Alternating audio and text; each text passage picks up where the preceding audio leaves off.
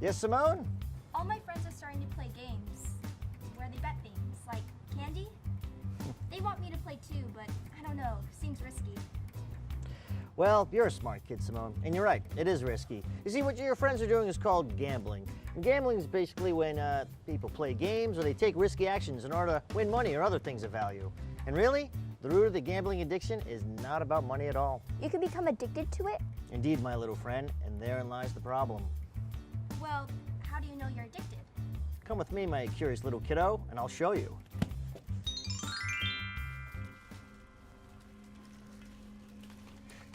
You know, if we peer through the underbrush, we can examine these wild gamblers in their natural habitat. Fantastic. You see, we seem to come upon a herd. These gamblers, this is what they do. Weekend nights, let loose, gamble, chill out.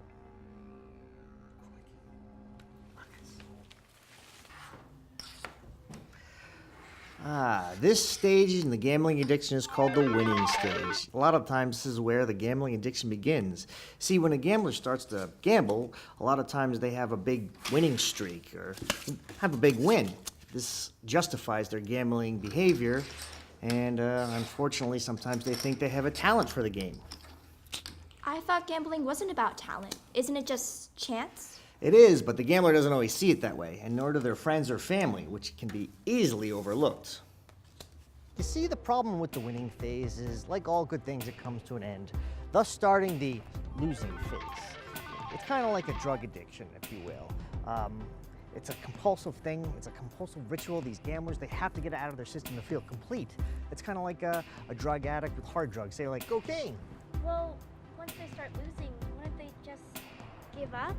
Well, ideally, yes, but unfortunately, that's not the way it works. You see, these gamblers, they are compulsive addicts. They're just like drug addicts. And they try to balance out their losses with wins, and they just keep on gambling and gambling and gambling, and they just keep on digging themselves into a hole of debt. And they try to get out of this debt by borrowing from, say, banks or friends or family. Friends and family really don't know what to do because, well, they're friends and family.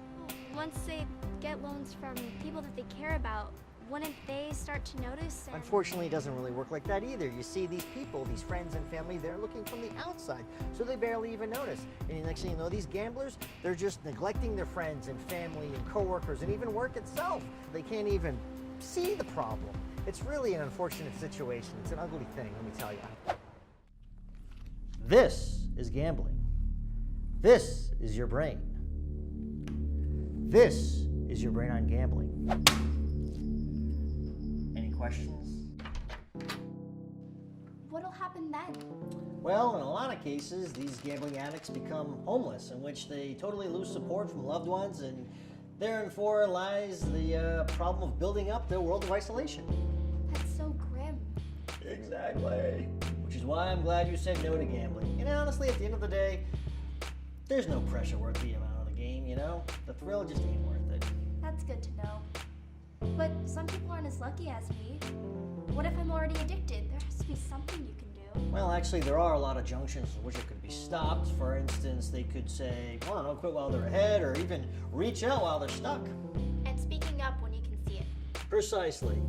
If you or someone you love has a problem with gambling, tell them to call, or you can call yourself, 1-800-GAMBLER.